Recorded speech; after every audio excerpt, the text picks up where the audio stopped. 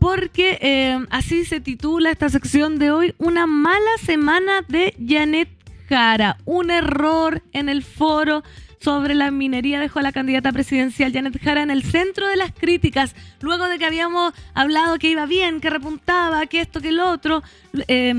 Esto fue un error, uno dice un error lo comete cualquiera, pero en un escenario previo a las elecciones, en un debate, parece que le costó caro a Janet Jara. ¿Qué sucedió, chicos? A ver, boom. De repente habría que partir un poco con las encuestas que salieron el fin de semana. Tuvimos solamente 2. Recordemos que no todas las encuestas son semanales. Algunos dicen, oye, ¿qué pasó con esta? ¿Qué pasó con esta? Ahora entiendo, la de Alberto Mayor sale esta semana. Sí, el miércoles creo. Entonces ahí vamos a tener una novedad. Pero claro, en general a principios de mes, la primera semana del mes, es cuando sale todo, como una bomba de encuestas de todos lados.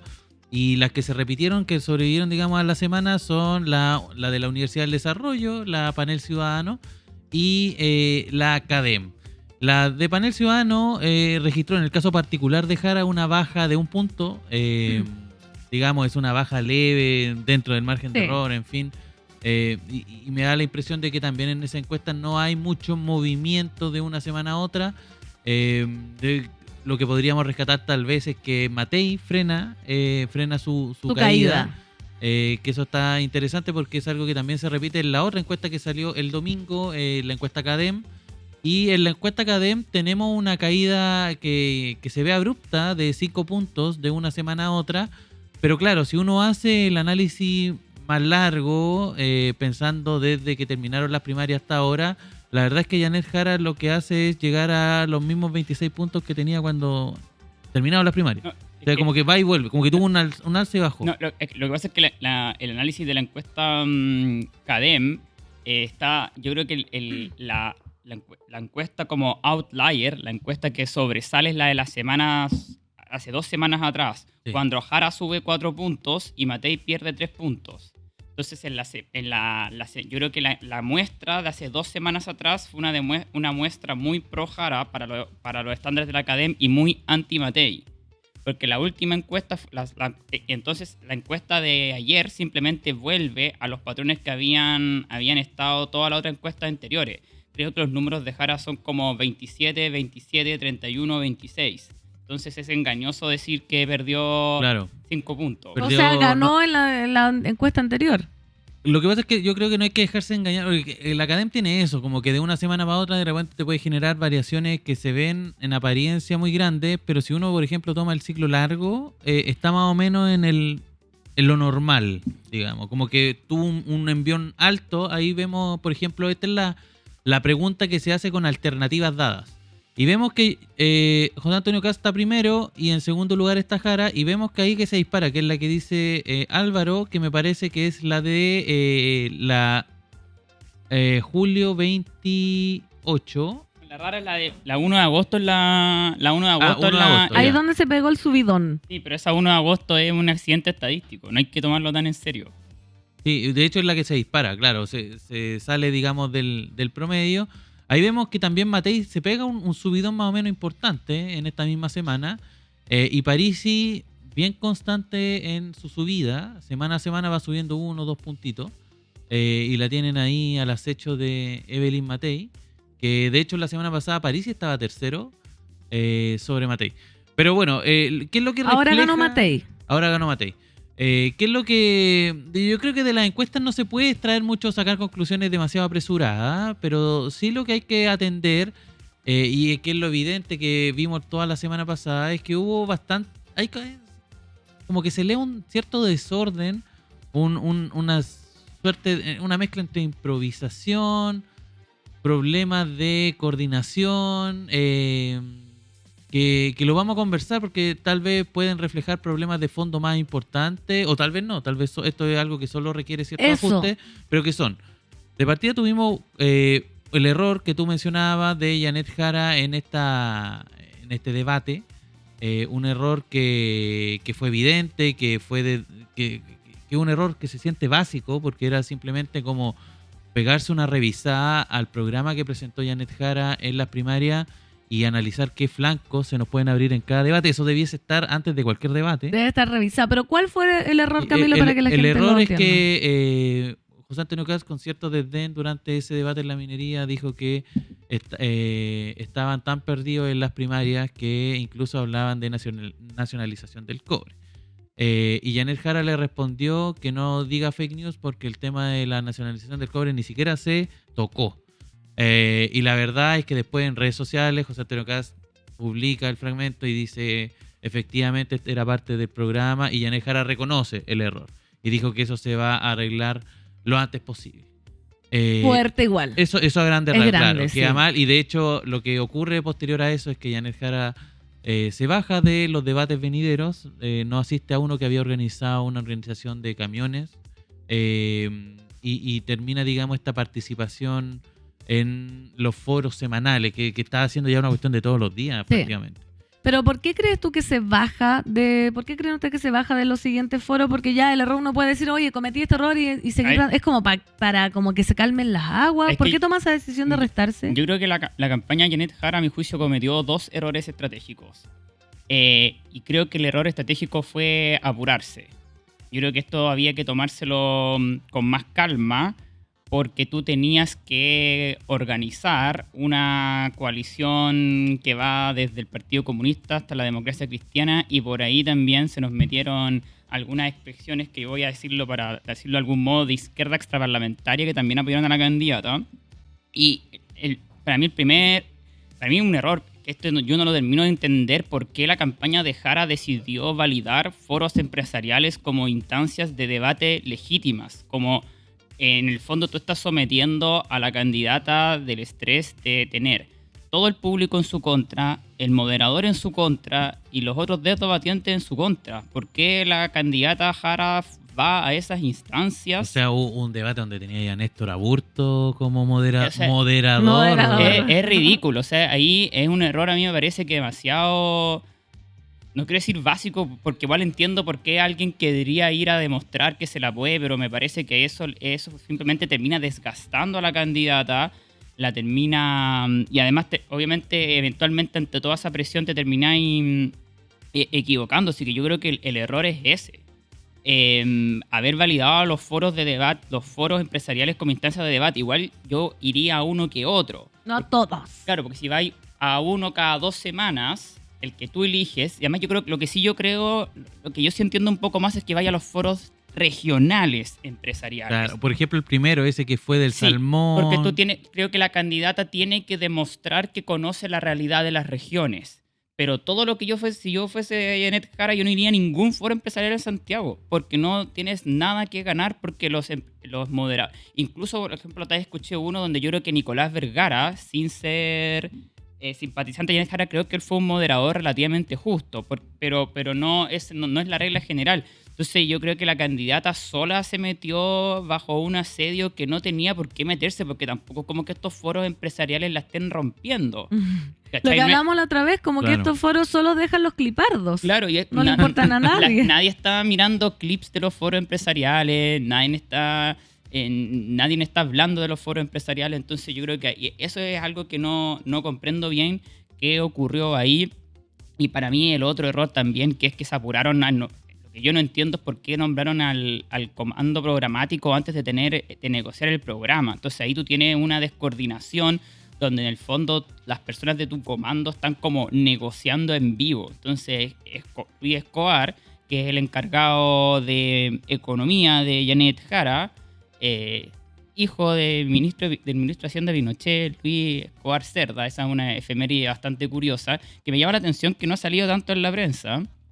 Bueno, Luis Escobar obviamente va a querer llevar agua a su molino y va a tensar hacia la derecha, porque tú mismo le estáis dando la opción, porque lo que tú tenías que hacer era organizarlos antes y que, bueno, ahí se tuviese una discusión dura, donde el encargado económico, el Partido Comunista, qué sé yo, los actores importantes negocian cuáles van a ser los puntos que hay en el programa, y después que una vez se negocia por dentro, bueno, ahí sale cada uno a defender por fuera. Oigan. Pero me parece que está muy... Me parece que también me da la impresión a mí, lo que yo veo desde afuera, es que la misma derecha, la prensa de derecha, inventó que Jara no tenía un Marcel, que Jara no tenía un encargado económico, y como, ¿cómo no va a tener un encargado económico? O sea, bueno, constitucionalmente el encargado económico tiene que estar el 11 de marzo del 2026.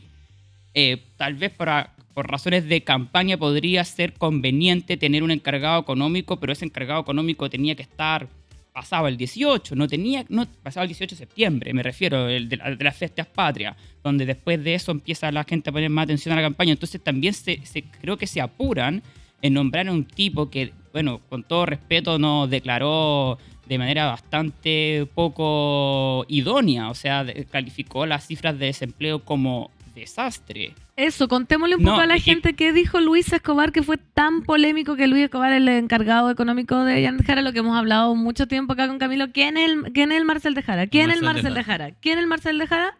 Luis Escobar. Luis Escobar, pero Luis Escobar, primero, también, a mi juicio, comete ese error, el calificar las cifras de desempleo con hashtag, comillas, desastre. Esa es una palabra muy desafortunada. O sea, una persona con un poquito más de labia dice, bueno, esas cifras son una dificultad. Esas cifras son un desafío. Me gusta. Pero no podéis decir que son un desastre. Sí, dijo efectivamente la cifra es un desastre, de eso no cabe duda, refiriéndose a las cifras del y empleo. otra que esta pasó más piola, pero creo que la oposición no la supo estrujar lo suficiente, pero habló de que de que la idea de tener 25 ministros es fallida. Fallida, es súper, porque en el fondo... Y lo comparó con Estados Unidos. No, lo que está diciendo Luis Escobar, básicamente, es que el gobierno de Boric implementó unas reformas de Estado malas porque aumentó los ministerios, como el mensaje tácito. Yo creo que ahí la derecha le pudo haber estrujado. Es que la derecha tenía tanto material, porque tenía lo de la negociación del cobre, tenía las cifras del desastre de las cifras de desempleo, entonces ya no logró estrujar todo lo que le dio la campaña de Jara la semana pasada. Pero entonces yo digo, si tú vas a decir que 25 ministros, que el diseño de 25 ministros es fallido, que bueno, de todo esto yo comparto la crítica de Luis Escobar. ¿La cuál? ¿La de los ministros? Sí, no o la de... No, desastre me parece desastre. que... No, me parece... No, 25, yo no creo que deberían haber 25 ministros. Yo creo que deberían haber, no sé, 15 y muchas subsecretarías. Ya, pero más allá de ese tema técnico, ¿cómo tú vas a decir eso si tu candidata no tiene en su programa bajar el número de ministerios? Entonces, es que eso es lo que llama la atención, porque, a ver, junto con las que ya mencionamos, también dijo que la idea del sueldo vital que había propuesto Jara de 750.000 pesos también era muy difícil llegar a esa cifra en 4 años, y que también descartó incluso la posibilidad de eliminar la SFP, que fue probablemente uno de las cuñas más repetidas por la propia candidata durante la primaria, incluso postprimaria. Dijo que no veo ninguna posibilidad política de que eso ocurra. ¿Qué es lo complicado? Porque por ahí uno haciendo el análisis y diciendo, bueno, Janet Jara en cierto modo tiene que tratar de separarse o aislarse del gobierno y de las posturas de gobierno. Entonces yo por ahí incluso te podría decir, ¿sabéis qué? Estratégicamente tal vez está bien criticar las cifras del empleo del gobierno, o tal vez es disminuir el número de ministros, pero... Lo que llama la atención, o lo que particularmente a mí me llama la atención, es que al parecer esto no lo conversó con nadie, ni siquiera con la candidata. Porque de hecho lo que él dice, después de esta como seguidilla de declaraciones, él dice, bueno, finalmente es la candidata la que decide, pero tiraste como 4 líneas y que no está conversado. No. Entonces hay ahí un tema de... Siento yo coordinación, yo lo dije al principio, falta alguien también con cierto peso político que en el fondo ordene esto, le ponga cuadratura. Yo no sé si es un problema tanto de timing, por ahí no sé si tiene tanto que ver con que se apuró. Sí creo que hay un problema, pero yo creo que es más de orden, que es que tenéis 3 negociaciones simultáneas. O sea, tenéis la negociación del comando, tenéis la negociación de la lista parlamentaria única y tenéis la... negociación, por así decirlo, que tiene que ver como con la cuestión política más del programa, de las ideas. Eso creo yo. Ya. A ver, ¿qué es lo que yo creo? O sea, es que yo creo que la discusión programática había que darla desde el 19 de agosto. Con la lista parlamentaria inscrita, porque están todos histéricos con sus listas parlamentarias. Entonces, el orden sería lista parlamentaria, programa... comando. Sí, no es lo ideal. No es lo ideal. Lo ideal sería que la candidata que ganó la primaria, Janet Jara, tuviese un programa que se podía defender el 30 de junio. Pero esa no era... Si tú no tienes un... O sea, de hecho, Darío Quiroga y Marcos Barraza, ellos mismos no eran capaces de defender el programa y decían como, ya, filo, el programa da lo mismo. Lo dijeron ellos, no lo dije yo, lo dijeron ellos. Entonces, si esa es la situación, yo me hubiese tomado mucho más tiempo para tener un programa que pudiese ser consenso entre todas las fuerzas. Yo creo que ahí está el tema, pero... tenía una idea, se me olvidó. Que además, yo creo... Se cortó, parece. Estamos bien, ¿no? Ya. Vamos, son imágenes. Ya. Son imágenes a para... ver, yo creo que Jara se tiene que diferenciar del gobierno de Boric. Pero esto no es diario del lunes, porque esto yo lo dije antes. Pero la diferenciación tiene que ser por seguridad más que por economía. Porque si es por economía, ahí también mete a Jara en el baile. Porque yo creo que también lo otro que me... Por la cifra de empleo. Sí. Por las cifras de empleo, que yo creo que es un ataque, creo que no es un ataque que le conviene a la derecha, pero yo creo que también el gobierno se ha puesto muy a la defensiva con las reformas. Yo creo que yo si fuese la campaña de Jara lo haría al revés. Yo atacaría a José Antonio Kast con mis reformas. No estaría como a la defensiva justificándola. Yo estaría diciendo como, esta reforma de pensiones es un gran acuerdo, no la alcanzó ningún otro gobierno y José Antonio Kast estuvo en contra de este acuerdo y la gente va a recibir plata gracias al acuerdo que José Antonio Kast se negó y Evelyn Matei es una oportunista porque ella aprobó las 40, su coalición aprobó las 40 horas, su coalición aprobó el sueldo mínimo. Hay que prestarle ropa a Su Matei. coalición aprobó, no, le pegáis por oportunista. Kast es sectario y Matei es oportunista. Listo. Entonces, Matei apoyó toda esta agenda, sus partidos apoyaron toda esta agenda y no es capaz de defenderla porque sea los discursos de la derecha radical y José Antonio Kast es sectario. Entonces, ustedes ahora le están quitando el piso a las reformas que ustedes mismos promovieron. Entonces, los actores que alcanzaron estas reformas, ahora por presiones de la derecha radical, no las defienden. Entonces, en cambio, lo que yo veo es que la campaña de Jara está como asustada defendiendo a la candidata. A la candidata cuando yo saldría a atacar con esa reforma. Y en seguridad es donde yo me distanciaría del gobierno. Porque si tú ya dices que en economía es un desastre, ¿qué vaya a decir en seguridad, vos? Claro. O sea, claro, entonces yo creo no fue ponderado.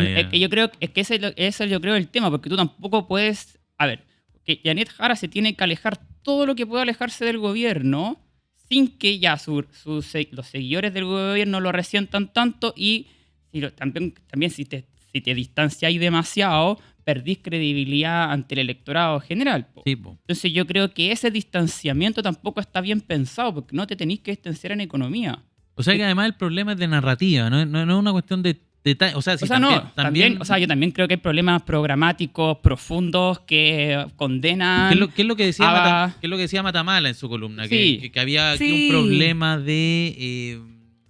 hay una izquierda media desorientada, que no tiene qué proponerle al país. ¿Qué es lo que ocurre? Lo que pasa es que yo creo que tenemos que separar las conversaciones. Yo creo que hay un problema político estructural en la izquierda chilena que está muy perdida, que todavía ni siquiera ha hecho el diagnóstico adecuado de qué pasó en el proceso constituyente. Ya, pero esa otra conversación. Pero la conversación más coyuntural de las elecciones del 2025, creo que no, para ser súper honesto, creo que no requieren tanto una conversación estructural porque la verdad las posibilidades de que ganes el Senado son tan mínimas. Porque recordemos que tienen 23 senadores, no sé de dónde van a sacar 3 senadores, me parece casi imposible. El único lugar donde yo veo que podrían ganar senadores es en el Maule, que tienen 1, podrían pasar a 2. En Valparaíso están defendiendo 3 de 5. En la Araucanía están, creo yo, defendiendo 2 de 5. Estamos mucho más cerca de un solo senador que de los 3.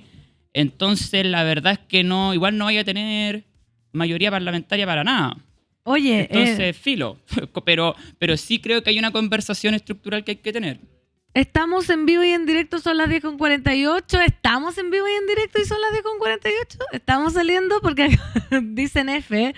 Nos caímos, pero voy a seguir hablando. No estamos Ya, voy a hablar nomás. Oye, ¿qué pasa? La confianza está al peligro. Aló, voy a preguntar acá en el chat si estamos o no estamos.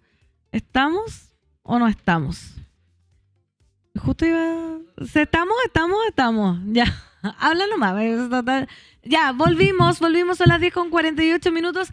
Ya. Acusen, digan en el chat, pongan like, pongan un corazón si es que me están escuchando, escriban la palabra paralelepípedo si estamos saliendo al aire. Recuerden, volvió, dicen por acá. ¿Puedo responderle a un usuario? ¿A un turnino? Sí. Sí, por supuesto, antes de que... Pero en buena onda. No, sí, en buena onda. Buena onda. No, a ver, el gobierno ha tenido a sus mejores minuteros durante 3 años defendiendo que lo que se está haciendo en seguridad es bueno. Y eso no ha funcionado. La gente sigue pensando que el gobierno está al debe en seguridad. Entonces, si durante 3 años el gobierno ha tratado de revertir la opinión que tiene la opinión pública respecto a la inseguridad y no lo ha logrado, es pésima idea que sea Janet Jara la que en 2 meses haga lo que no pudo hacer todo el gobierno en 3 años. Entonces tú tienes que dar la batalla por seguridad por perdida. Y yo creo que tú tienes que empatar en economía, y en economía es donde tú tienes que decir cómo no, porque subimos el sueldo mínimo, porque las 40 horas ayudan a la gente, etcétera, etcétera. Entonces yo creo que tú tienes que elegir tus batallas, pero la idea de que tú vas a poder revertir lo que piensa la gente en seguridad no es viable, más en todo caso. ¿Y por qué yo creo que en seguridad te puedes distanciar? Porque la misma candidata Janet Jara lo hizo en la primaria. Sí, ella fue la que le puso un 5 a Carolina Toá y eso fue todo un show. Entonces, no, o sea, el relato en seguridad no lo vaya a ganar. Entonces, ya está, porque además en seguridad partiste muy mal. Si recordemos que en seguridad partimos con Izquierda en Temuco-Icui. Sí. Y no hemos, entonces, a la semana de gobierno. Entonces no hemos salido de ahí, ¿cachai? No vaya a salir de ahí. Ya en seguridad perdiste todos los bonos. Carolina Toá enrieló bastante el tren y aún así fue, creo, una mochila demasiado pesada para ella. Ya lo vimos también en la primaria. Entonces, no, yo creo que en seguridad ahí es donde Janet Jara va a tener que proponer algo distinto. Tampoco creo yo que esto también es importante. Creo que también ya lo he dicho acá, pero me gusta reiterar las cosas.